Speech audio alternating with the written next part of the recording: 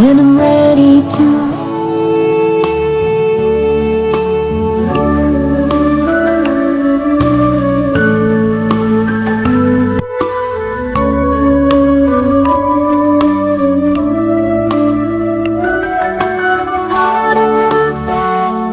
Once more to get what I want to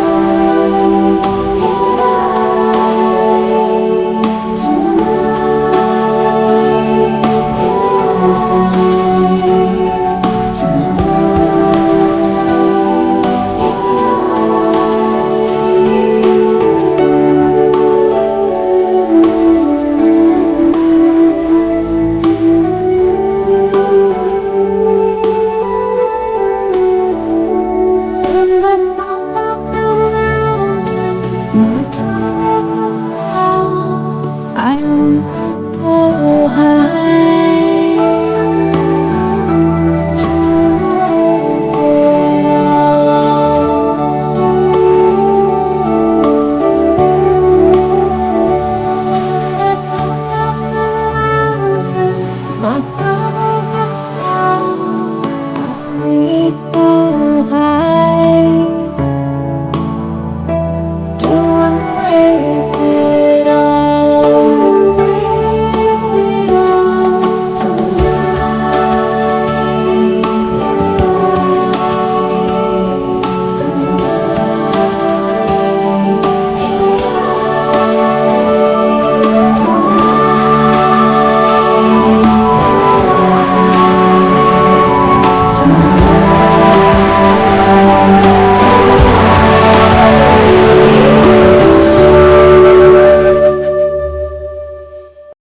ஓம் சாந்தி.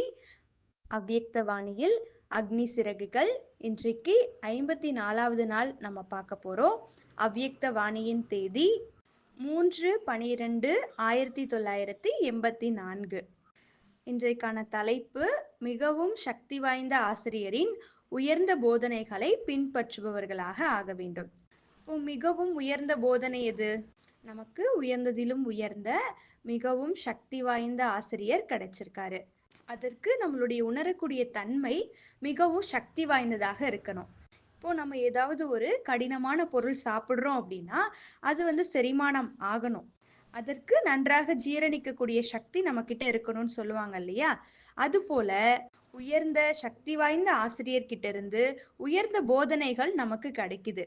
அதை செரிமானம் செய்யக்கூடிய சக்தி நமக்கு இருக்கணும். அந்த அளவுக்கு சக்தி வாய்ந்தவரா நம்ம ஆகணும். அதற்காக நாம நம்மளுடைய செரிமான சக்தியை சக்தி வாய்ந்ததாக மாற்றணும். எனவே பாபா இன்னைக்கு இந்த ஆன்மீக மிழ்ச்சியில 3 வகையான குழந்தைகளை பார்த்துட்டு இருக்கிறதாக சொல்லியிருக்காரு. முதல்ல இருக்கக்கூடிய குழந்தைங்க எப்படி இருக்காங்க அப்படின்னா எவரடி குழந்தைகளாக இருக்காங்க. இப்போ அவர்கள் எல்லாத்துக்குமே உடனடியாக தயாராக இருக்கக்கூடியவங்க. அந்த குழந்தைகள் உயர்ந்த நிலை அடையிறாங்க, அவங்க வெற்றியும் பெறாங்க. ஏன்னா அவங்க கிட்ட எல்லா சக்திகளும், எல்லா ஆயுதங்கள் இல்லையா, நற்பண்புகள் எல்லாமே ஆயுதத்தையும் அவங்க ரெடியா வச்சிருக்காங்க. அதனால போருக்காக உடனே எவரடியாக இருக்கிறாங்க. அதனால அவங்க எப்படிப்பட்ட சூழ்நிலை வந்தாலும் எப்பவுமே அவங்க அதை எதிர்கொள்றதுக்கு தயாராக இருக்கக்கூடியவர்களாக இருக்காங்க. இரண்டாவதாக இருக்கக்கூடிய குழந்தைங்க அவங்க சூழ்நிலைக்கு ஏற்ப பதில் கொடுக்கறவங்க. அப்படின்னா அவங்களுக்கு என்ன நடக்கும்? இப்போ தேவையான நேரத்துல அவங்க ஆயுதங்களை எடுப்பாங்க. அதாவது எப்போ மாயா வருது, அந்த டைம்ல பாதகமான சூழ்நிலை ஏதாவது வருது அப்படின்னா அந்த டைம்ல அவங்க ஆயுதங்களை ஏந்தக்கூடியவர்களாக இருக்காங்க. அவங்க அப்போதான் பாபாட்ட என்ன பண்றாங்க, பாபா எனக்கு சக்தி கொடுங்க இந்த மாயாவை ஜெயிக்க அப்படின்னு அந்த டைம்ல தான் அவங்க கேட்பாங்க. மூன்றாவதாக இருக்கக்கூடியவங்க காலத்தின் தயவுல முயற்சி பண்றவங்க. அதாவது டைம் வரும்போது பார்த்துக்கலாம் அப்படின்னு இருக்கக்கூடிய குழந்தைங்க. இப்போ அப்படிப்பட்ட குழந்தைங்க சில நேரம் ஆயுதங்களோட இருப்பாங்க, சில நேரம் மறந்துடுறாங்க. இப்போ மாயினால அவங்க ஏமாற்றம் அடையக்கூடியவர்களா இருக்காங்க. அதாவது அவங்க தோல்வி அடைஞ்சிடுறாங்க இல்லையா? அப்போ அந்த டைம் வரும்போது மிஸ் பண்ணிடுறாங்க. அப்புறம் பாபா கிட்ட கேட்குறாங்க சக்தி கொடுங்கன்னு. இப்போ பாபா அந்த மாதிரி குழந்தைங்க கிட்ட கேட்குறாரு, நீங்க நேரத்திற்கு கட்டளைப்படி நடக்கிறீங்களா, இல்ல நேரம் உங்களுடைய கட்டளைப்படி இருக்கா அப்படின்னு கேட்குறாரு. இப்போ நேரம் உங்களுடைய ஆசிரியரா, இல்ல உயர்ந்த தந்தை சக்தி வாய்ந்த ஆசிரியரா அப்படின்னு அப்படிப்பட்ட குழந்தைங்க கிட்ட பாபா கேட்குறாரு. இப்போ பக்தியில ஹனுமானோட கதை கூட இருக்குது இல்லையா? ஹனுமான் வந்து அவருடைய சக்திகள் எல்லாத்தையும் மறந்துடுவாரு. இப்போ அதற்கப்புறம் அவருக்கு நினைவூட்டுவாங்க. நீங்க தான் வந்து இந்த சக்திகள் நிறைஞ்சிருந்தீங்க அப்படின்னு. அதே போல பாபாவும் நம்மளுடைய சக்திகளை பத்தி நமக்கு சொல்றாரு. நம்ம யார் என்பதையும் சொல்றாரு. நமக்கு வந்து நினைவூட்டுறாரு. இப்போ பாபா நமக்கு என்ன சொல்றாரு? நீங்க காலத்தை பின்பற்றுபவர்கள் அல்ல. பொன்னான காலத்தை உருவாக்கக்கூடியவங்களே நீங்க தான் அப்படின்னு சொல்றாரு. அதனால பாபா நம்ம யாரு அப்படின்ற விஷயத்த நமக்கு நினைவுபடுத்துறாரு. இப்போ யாரோ ஒருத்தர் ஒரு விஷயத்த செய்ய விரும்புறாங்க. இப்போ உங்ககிட்ட வந்து கேட்குறாங்க. இப்போ நீங்க என்ன சொல்வீங்க? உங்களால அது கண்டிப்பா செய்ய முடியும். உங்ககிட்ட அந்த திறன் இருக்கு அப்படின்னு சொல்லுவோம் இல்லையா? இதற்கு முன்னாடி கூட நீங்க அதை செஞ்சீங்க அப்படி சொல்றோம் இல்லையா? இப்போ அவங்களுடைய சிறப்புகளை நம்ம நினைவுபடுத்துறோம். இங்கேயும் பாபா அப்படிதான் சொல்றாரு. நம்மளுடைய சிறப்புகள் என்ன? நம்ம யாரு அப்படின்ற விஷயத்த நமக்கு பாபா நினைவுபடுத்துறாரு. நீங்கள் காலத்தின் தலைசிறந்த படைப்பாளர்கள் அப்படின்னு பாபா சொல்றாரு. நீங்க தான் வந்து மரணத்தை வென்றவர், காலத்தை வென்றவர்களாக இருக்கீங்க. இப்போ பாபா என்ன சொல்றாரு? நீங்க தான் காலத்தையும் வெல்றீங்க, மரணத்தையும் வென்றவர் நீங்க தான். இப்போ பாபா இது போல 3 விதமான குழந்தைகளை பார்த்துட்டு இருக்கேன் அப்படின்னு சொல்றாரு. பாபா முதல்ல நமக்கு என்ன சொல்றாரு அப்படின்னா, சுயமரியாதையில நிலைச்சிருங்க அப்படின்னு சொல்றாரு. இப்போ பாபா வந்து நமக்கு நினைவு பண்றாரு. நீங்க தான் இப்படி இருந்தீங்க, இது போல, அது போல அப்படின்னு சொல்லிட்டு சுயமரியாதையில இருக்கிறதுக்காக நினைவு கொடுக்கறாரு. நம்மளுடைய இப்போ அந்த செரிமான சக்தியை நம்ம எப்படி மேம்படுத்துறது? இப்போ யாராவது ஒருத்தவங்க ரொம்ப பலவீனமானவர்கள் இருக்காங்க அப்படின்னு வச்சுக்கோங்க. அப்போ நீங்க வந்து அந்த நபரை அதிகமாக புகழ்றீங்க. இப்போ அது வந்து கண்டிப்பாக நடக்கும் இல்லையா? ஆனா அந்த நபர் அதை ஏத்துக்கல. இல்ல நான் வந்து பலவீனமானவன் தான். என்னால முடியாது அப்படின்னு அதே இதுல இருந்தாங்க. அவங்க நீங்க சொல்லக்கூடிய உங்களால முடியும்னு நீங்க சொல்றத வந்து அவங்க ஏத்துக்கல. அப்படின்னா அவங்களால எதுவுமே பண்ண முடியாது இல்லையா? அதனால இங்க பாபா கூட நமக்கு அதுதான் சொல்றாரு. முதல்ல வந்து சுயமரியாதையில இருங்க. அப்பதான் பாபா சொல்லக்கூடிய விஷயங்கள் நம்ம உள்ள போகும். இப்போ நம்ம என்ன செய்ய போறோம்? நம்மளுடைய செரிமானத்தை ரொம்ப சக்தி வாய்ந்ததாக மாற்றணும். அதற்கு சுயமரியாதையை எப்படி நம்ம உள்வாங்கிறது? சரி, நம்ம இப்போ இந்த உடலுக்கு வருவோம். இப்போ இந்த உடலுடையினுடைய செரிமான சக்தியை வந்து நம்ம அதிகமாக மாத்தணும்னா, நம்ம என்னெல்லாம் செய்யலாம்? மாத்திரைகள் சாப்பிடலாம். ஓகே. வேற? அதற்கு முன்னாடி நம்ம என்ன செய்யணும்? அதிகமான தண்ணீர் குடிக்கிறோம். வேற என்ன செய்யலாம் நம்மளுடைய செரிமான சக்தியை சக்தி வாய்ந்ததாக மாற்றுறதுக்கு? எக்ஸசைஸ் பண்ணும்போது ஈஸியாக இருக்கும். இப்போ செரிமான சக்தியை அதிகப்படுத்த முடியும். வேற என்ன? உங்களுடைய திறன் எவ்வளோ இருக்குதோ அவ்வளோதான் நீங்கள் வந்து உட்கொள்ள முடியும் உணவை. சரி, வேற என்ன? உங்களுக்கு உடலுக்கு தேவையான அந்த ஊட்டச்சத்து நிறைந்த உணவுகள் எவ்வளோ தேவையோ அவ்வளோ சாப்பிட்டீங்கன்னா உங்கள் செரிமானம் நல்லாக இருக்கும். இப்போ நம்மளுடைய செரிமானம் சக்தி வாய்ந்ததாக மாற வேற என்னெல்லாம் செய்யலாம்? எக்ஸசைஸ் நம்ம முன்னாடியே சொல்லிட்டோம். வேற என்ன பண்ணலாம்? நம் முன்னெச்சரிக்கை நடவடிக்கையெல்லாம் வந்து நம்ம கடைபிடிக்கணும். உண்மையிலே நான் அந்த விஷயம் தான் சொல்ல வந்திருந்தேன். இப்போ நம்ம முன்னெச்சரிக்கை நடவடிக்கைகளை கடைபிடிக்கணும். இப்போ எதிர்மறையிலிருந்து நமக்கு முன்னெச்சரிக்கை இல்லை, பலவீனத்திலிருந்து நமக்கு முன்னெச்சரிக்கை இல்லை. ஏன்னா நமக்கு மாயா கிட்ட இருந்து முன்னெச்சரிக்கை இல்லை. அதனால நம்மளுடைய செரிமானம் என்ன ஆயிடுது? பலவீனமானதாக ஆயிடுது. பொதுவாக ஒரு குழந்தை பிறந்ததுன்னா அதனுடைய செரிமானம் இயல்பானது. ஆனால் குழந்தை வந்து வளரும்போது என்ன ஆகுது? அந்த குழந்தைக்கு எப்படி உணவு கொடுக்குறாங்களோ அதை பொறுத்து அதனுடைய செரிமானம் அப்படியே மாறுது. அதே போல நீங்கள் அந்த குழந்தைய வந்து சுறுசுறுப்பாக ஆக்குறீங்களா இல்லை சோம்பேறியா ஆக்குறீங்களா அப்படின்றது அந்த செரிமானத்தை பொறுத்தது தான் இல்லையா? செரிமானத்தையும் பாதிக்குது. அதனால நம்மளுடைய மனசை தெய்வீக எண்ணத்தினால, தெய்வீக சக்தியினால, நல்லொழுக்கங்கள்னால நிரப்புறதுனால நம்மளுடைய மனம் வந்து சுறுசுறுப்பாக மாறும். அப்புறம் நம்மளுடைய செரிமானம் செய்வது வந்து சக்தி வாய்ந்ததாக ஆயிடும், வலிமையானதாக ஆயிடும். இப்போ பாபா நமக்கு எக்ஸசைஸ் கூட கொடுத்துருக்காரு. அதாவது எக்ஸசைஸ்னா ட்ரில் பண்ண சொல்லி கொடுத்துருக்காரு இல்லையா?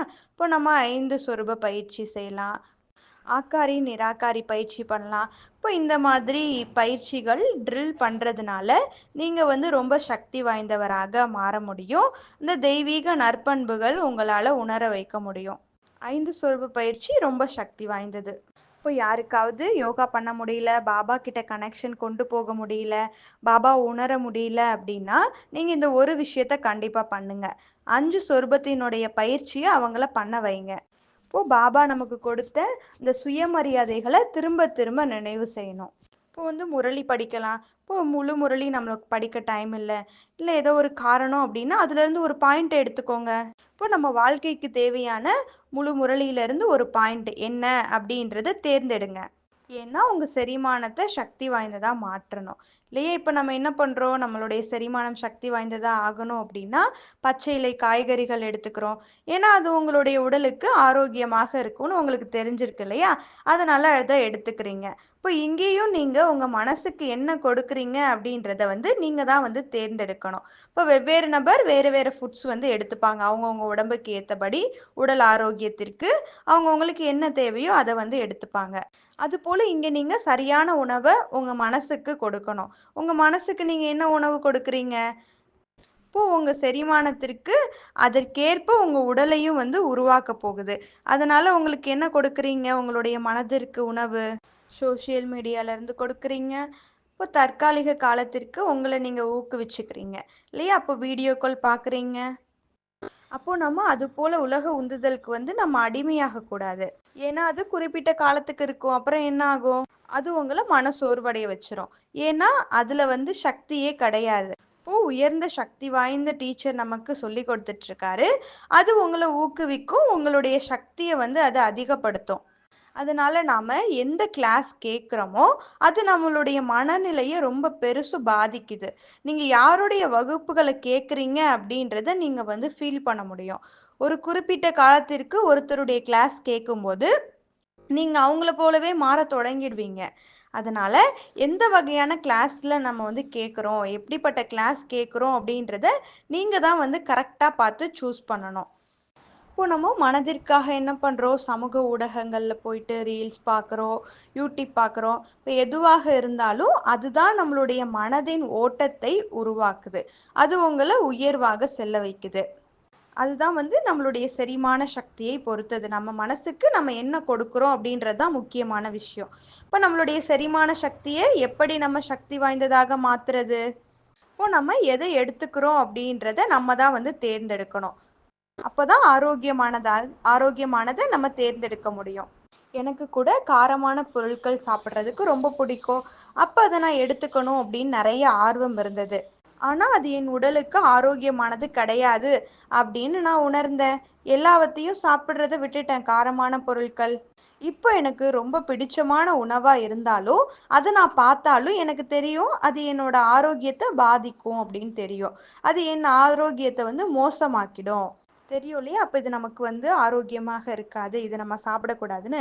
அதே போல நீங்களும் உங்களுடைய சிதறல்கள் அதாவது தேவையில்லாத பார்க்கும்போதெல்லாம், உங்க மனசுக்கு அது ஆரோக்கியமானது இல்ல அப்படின்றத நீங்களே உங்க மனசுக்கு நினைவுபடுத்திக்கணும். இது உங்கள் செரிமானத்துக்கு ஆரோக்கியமானதல்ல.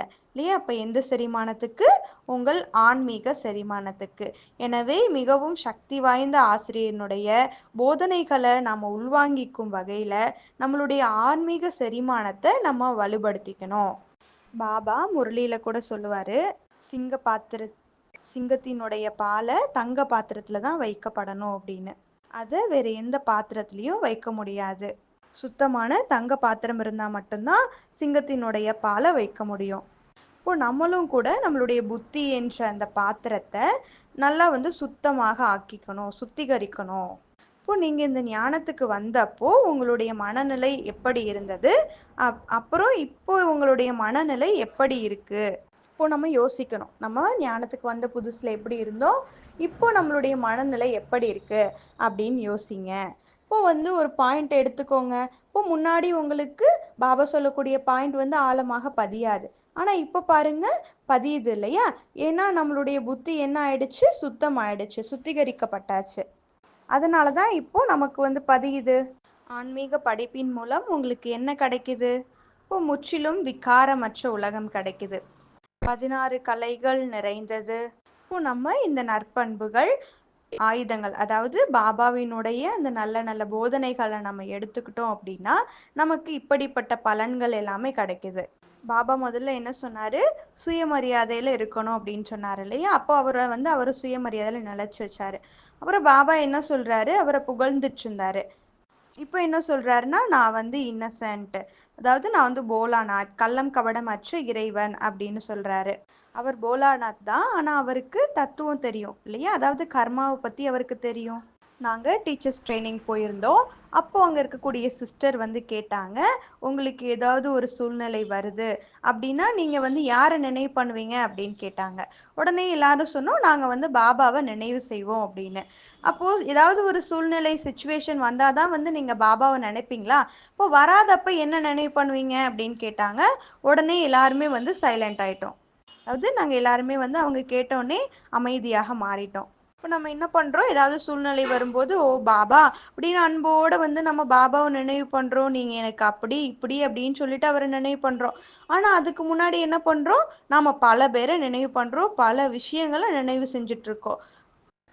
பாபா அன்பின் கடலாக இருக்காரு, கூடவே ஞானத்தின் கடலாகவும் இருக்கிறார் அவர். அப்போ தந்தை வந்து போலாநாத்தா தான் இருக்காரு, கள்ளம் கபடமற்றவரா இருக்காரு. ஆனா அவர் ஞானத்தின் கடலாகவே இருக்காரு கூடவே இல்லையா? அதனால அவரு கேள்வி கேட்பாரு. ஏன்னா அவருக்கு கர்மத்தின் கணக்கு தெரியும், கர்மாவின் தத்துவத்தை தெரிஞ்சிருக்காரு. இப்போ பாபா என்ன பண்றாரு? ஒரு பிடி அவளுக்கு பல கோடி மடங்கு பாக்கியத்தை கொடுக்கறாரு. இப்போ பாபா ஒவ்வொன்றுக்குமே வந்து கணக்கு வச்சிருக்காரு. இப்போ எவ்வளோ நமக்கு கொடுக்கறாரு அப்படின்ற விஷயத்துக்கு பாபா கணக்கு வச்சிருக்காரு. இது இந்த உலகத்திலே ரொம்ப சக்தி வாய்ந்த வரி இதுதான். இப்போ பாபா நமக்கு ஏதாவது கொடுத்தா அவர் கணக்கு வச்சிருக்க மாட்டாரு அப்படின்னு நினைக்காதீங்க. பாபா எல்லாத்துக்குமே வந்து கணக்கு வச்சிருக்காரு. இப்போ அவர் உங்களுக்கு ஏதாவது கொடுத்தாருன்னா கண்டிப்பா ஏதோ ஒன்று எடுத்துப்பாரு. இப்போ பாபா உங்ககிட்ட இருந்து ஏதாவது ஒன்று எடுத்துட்டாருன்னா நீங்க தான் பெரிய அதிர்ஷ்டசாலி.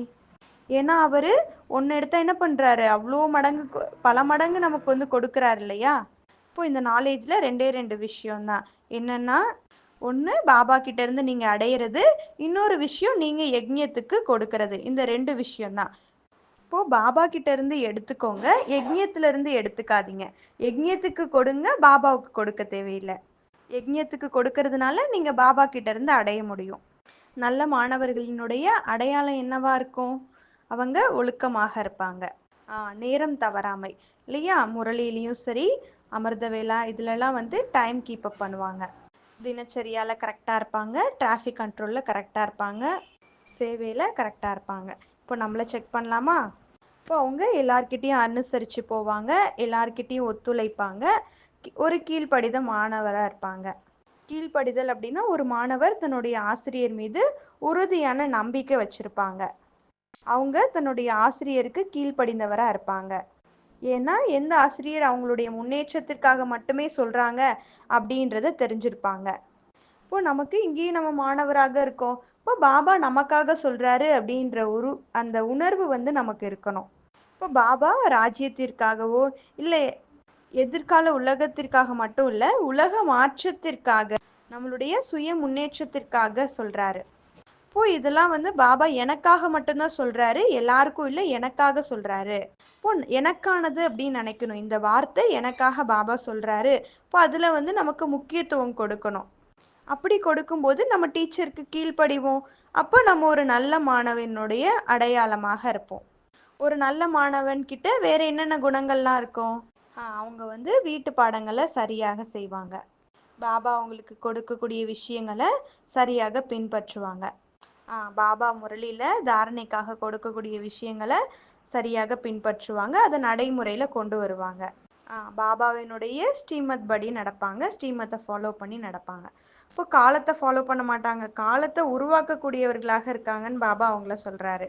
இப்போ டீச்சர் வந்து பாடம் சொல்லி கொடுத்துட்ருக்காங்க அப்படின்னா, மாணவர் அதை கேட்கலை அப்படின்னா டீச்சரை வந்து அவமதிக்கிற மாதிரி இல்லையா? இப்போ மாணவர் வந்து மற்ற மாணவர்கள் சொல்கிறத வந்து கேட்குறாங்க அப்படின்னா டீச்சரை வந்து அவமதிக்கக்கூடியது. அதே போல் இங்கேயும் சகோதர சகோதரிகள் இருக்காங்க அப்படின்னா பாபா என்ன சொல்கிறாரு? தந்தையை பின்பற்றுங்கன்னு சொல்கிறாரு. ஆனால் நம்ம தந்தையை பார்க்காம சகோதர சகோதரிகளை பார்த்தோன்னா அது தந்தையை அவமதிக்கிறதுக்கு சமம் தானே? நல்ல மாணவர்களினுடைய குணங்கள் என்னவாக இருக்கும்? இப்போ சில பாயிண்ட் நான் சொல்கிறேன், அதை நீங்கள் எழுதிக்கலாம். முதல் பாயிண்ட், அவர்களுடைய முகம் தங்கம் போல பிரகாசிக்கக்கூடியது. இப்போ பிரகாசிக்கக்கூடியது. இப்போ எஸ் ஃபார் செல்ஃப் செக்கிங், அவங்க வந்து சுய செக் பண்ணுறவங்க. அதாவது சுய சரிபார்ப்பு. இப்போ ஷைன் அப்படின்னா SHINE, H ஃபார் ஹியூமிலிட்டி. அவங்க நன்றியுணர்வு பணிவோடு இருப்பாங்க, அதாவது ஆசிரியரை வந்து மதிப்பாங்க. இப்போ அவங்க நம்ம எப்படி வந்து முன்முயற்சி பண்ணலாம், நம்மளை எப்படி மாற்றிக்கலாம், நம்மளை எப்படி தரமான மாணவராக ஆக்கிக்கலாம். இப்போ படிக்கிறதுல நிறைய முயற்சிகளை எடுப்பாங்க, ஸ்ரீமத்தை பின்பற்றுவாங்க, வீட்டு பாடம் செய்கிறதுல வேறு யாரையும் பார்க்க மாட்டாங்க, அவங்க வந்து சுயமாக செய்வாங்க. அப்போ அவங்கக்கிட்ட இருந்து அந்த மாற்றங்கள் வந்து ஏற்படும். இப்போ அவங்க என்ன நினைப்பாங்க, நம்ம வந்து முன்னேறணும், நான் மாறணும். இப்போ ஏன்னா சுயமாற்றம் தான் உலக மாற்றம் அப்படின்ற விஷயம் அவங்க வந்து மனசில் எப்போவுமே வச்சுருப்பாங்க. இப்போ அவங்க கீழ்ப்படிதல் உள்ளவராக இருப்பாங்க, அதாவது பாபா என்ன சொல்கிறாரோ அதை அப்படியே ஏற்றுக்கக்கூடியவங்களாக இருப்பாங்க. பாபா சொல்லக்கூடிய விஷயங்களை இதயத்திலேருந்து உள்வாங்கிப்பாங்க, இதயத்திலேருந்து கேட்பாங்க. அதனால் அவங்க கீழ்ப்படிதல் உள்ளவர்களாக இருந்து கேட்பாங்க. இப்போது நம்ம தான் வந்து காலத்தின் தலைச்சிறந்த படைப்பாளர்களாக மாறணும்.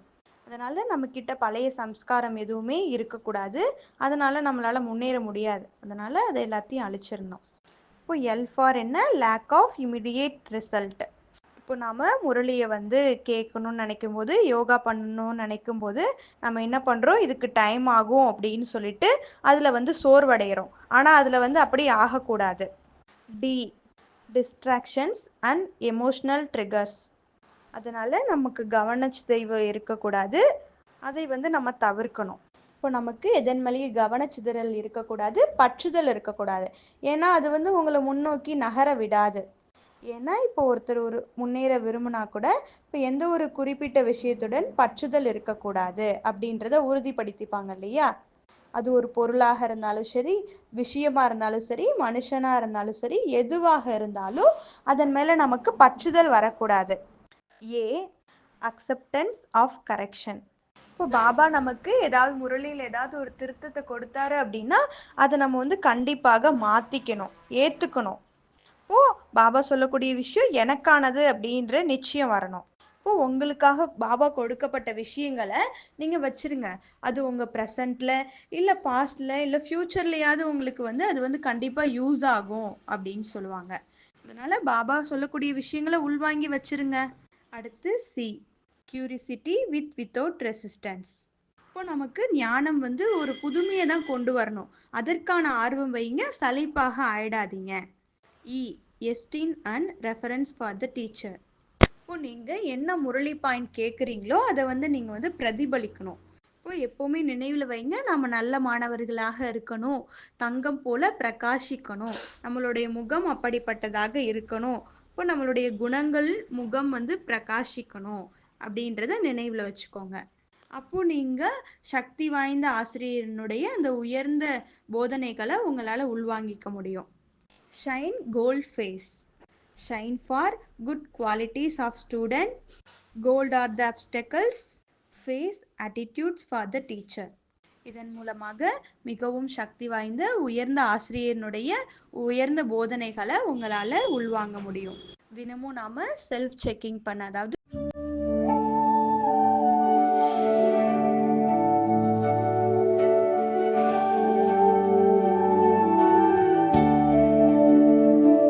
Everybody wants, every one of us.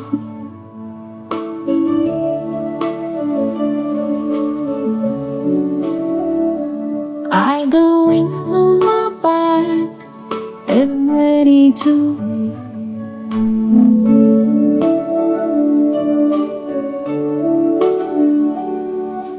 fly. Not moving, not waiting.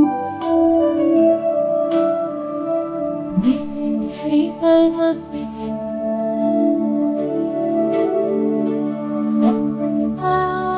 wants, every one of us. I go into my bag and I'm ready to leave.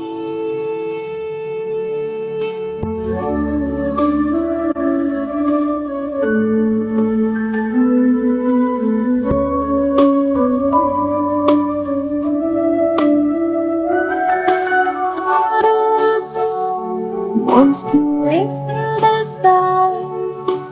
get what I want, to reach what I need.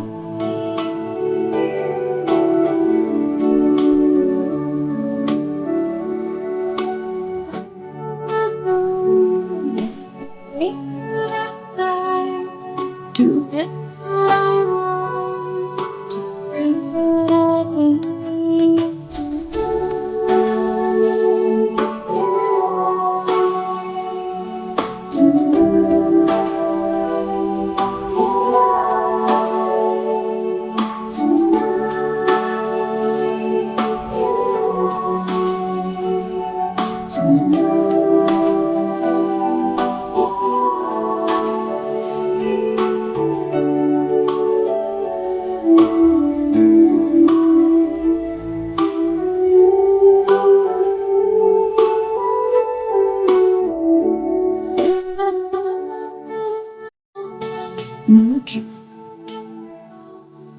I reach high to raise it all.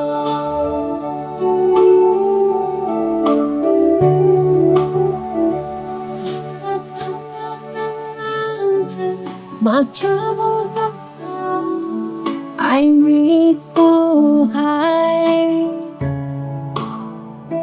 to embrace it all. Embrace it all.